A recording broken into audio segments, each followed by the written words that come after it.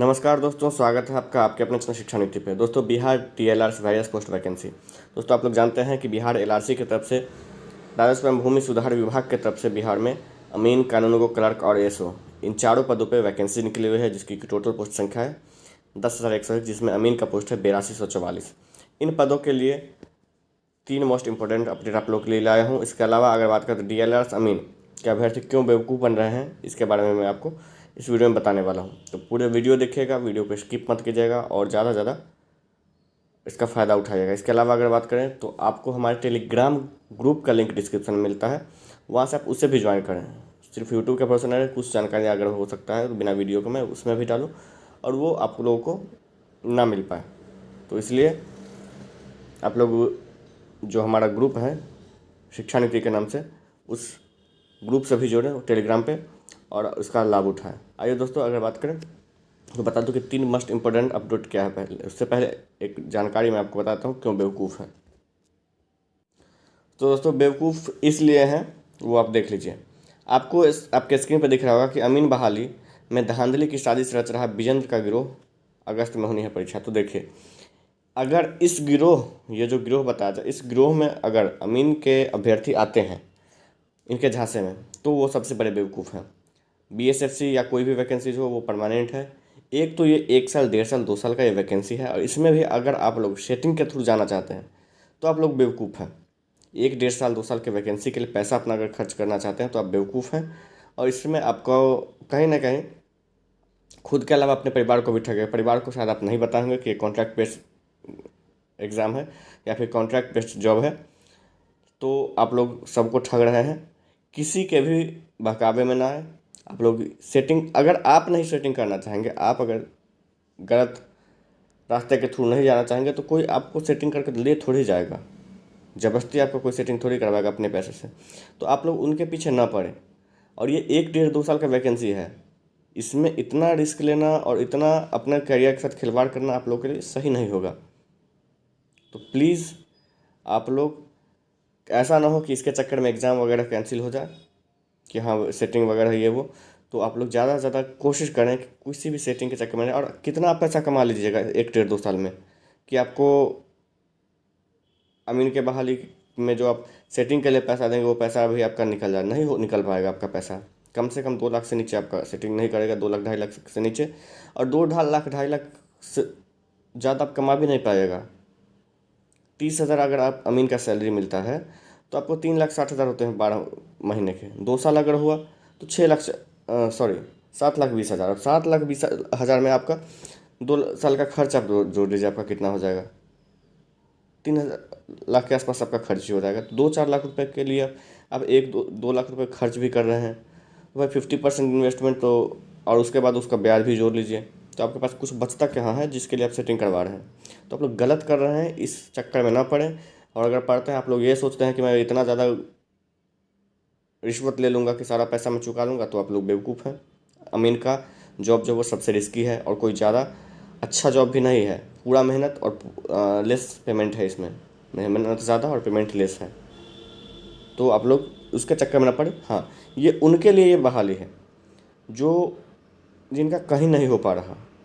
मान के चले जो प्राइवेट में भी, अगर मान के चले जो सिविल इंजीनियर है, जेई हैं, सॉरी, हाँ, डिप्लोमा होल्डर हैं, अगर प्राइवेट में भी वो हैं और उनको प्रॉब्लम्स आ रही है अपने लाइफ के लिए, अगर प्रॉब्लम्स आ रही है, उनका भी अगर सैलरी, जिनका भी अगर सैलरी 25,000 से ऊपर होगा ना, अगर प्राइवेट में भी, या फिर 20,000 से ऊपर भी, वो भी इस वैकेंसी में नहीं आएंगे, क्योंकि वो इतने बेवकूफ़ नहीं है कि वहाँ प्रमोशन भी होगा 2 साल में और यहाँ कुछ नहीं होगा और फिर निकाल दिए भी जाएंगे। तो इतना बेवकूफ़ कोई नहीं है कि उसके पीछे कोई अपना जॉब छोड़ के आए, प्राइवेट, भले ही प्राइवेट जॉब में हो, लेकिन वो छोड़ के आए। तो आप लोग सेटिंग के चक्कर में, अभी भी मैं वही कहूँगा, ना पड़े।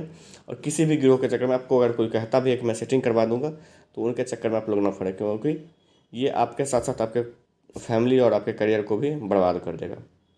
अब चलिए बात करते हैं जो मोस्ट थ्री इम्पोर्टेंट अपडेट है, उसके ऊपर बात करते हैं।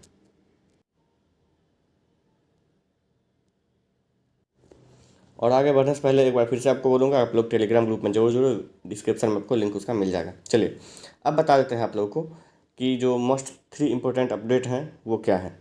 पहला अपडेट अगर आपको बता दूं तो वो ये है कि एग्ज़ाम का डेट आप लोगों को पता चल ही गया होगा, मैं वीडियो नहीं बना रहा था। लेकिन आपको कहीं ना कहीं से खबर मिल ही गया होगा कि अब जो है वो डायरेक्टली आपका एडमिट कार्ड आएगा और उसी दिन नोटिस भी आएगा। नोटिस पहले आपका एडमिट कार्ड नहीं आएगा, डायरेक्टली आपका नोटिस आएगा। और एग्ज़ाम की अगर बात करें तो 4 से 18 अगस्त के बीच में आपका कभी भी हो सकता है। किसी एक दिन सभी का नहीं होगा, पर्टिकुलरली अलग अलग डेट पे होगा। अमीन का अलग होगा, कानूनगो का अलग होगा, क्लर्क का अलग होगा और एएसओ का अलग होगा। चारों अलग अलग डेट में होंगे, तो ये भी आपको जानकारी रखनी है। तो ये सभी जानकारी आप पहला आपको मिल गया अपडेट कि एग्ज़ाम के लिए आपका एडमिट कार्ड अब डायरेक्टली आएगा। दूसरा अगर बात करें तो कई लोग ये पूछा कि एग्ज़ाम कैसे होगा। तो भाई पैनल निर्माण के लिए एग्ज़ाम है, 1.5 गुना आपको रिजल्ट देगा। और अगर बात करें तो 1.5 गुना आपको मतलब रिजल्ट नहीं, रिजल्ट तो ज़्यादा देगा लेकिन 1.5 गुना आपको सीबीटी के बाद डॉक्यूमेंट वेरिफिकेशन के बाद 1.5 गुना रिजल्ट आपको मिलेगा, जो कि बाकी 50% स्टैंड बाई पे होंगे। तो ये अपडेट है।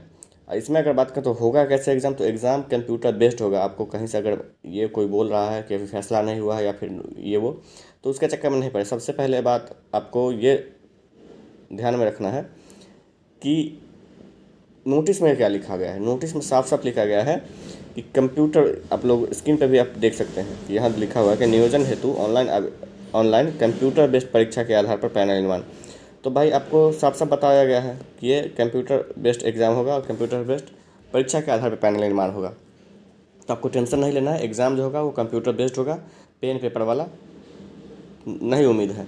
और ऐसा नहीं कि इसका फैसला नहीं हुआ और कुछ ज़्यादा अभ्यर्थी भी नहीं है कि सीबीटी एग्ज़ाम नहीं हो सके। तो आपको बता दूं कि ये एग्ज़ाम सीबीटी होगा। उसके बाद तीसरा अपडेट क्या है वो आपको बता देता हूँ। तीसरा इंपॉर्टेंट अपडेट ये है आपके पास कि अगस्त में सीबीटी के बाद या अगस्त में एग्ज़ाम के बाद आपको सितंबर में इसका जो डॉक्यूमेंट वेरिफिकेशन का है, काउंसलिंग का है, वो शुरू हो जाएगा। इंपॉर्टेंट अपडेट है दोस्तों, और ये आपके लिए गुड न्यूज़ भी है या जो कहें। हाँ, सितंबर में आपका डीवी होगा। उससे पहले आप लोगों को मैं सबसे पहले ये बता देना चाहता हूँ कि अगर इस जॉब से आप लोग ज़्यादा उम्मीद कर रहे हैं तो प्लीज़ ज़्यादा उम्मीद इस जॉब से मत रखिएगा। रीज़न ये है कि ये जॉब संविदा आधारित है।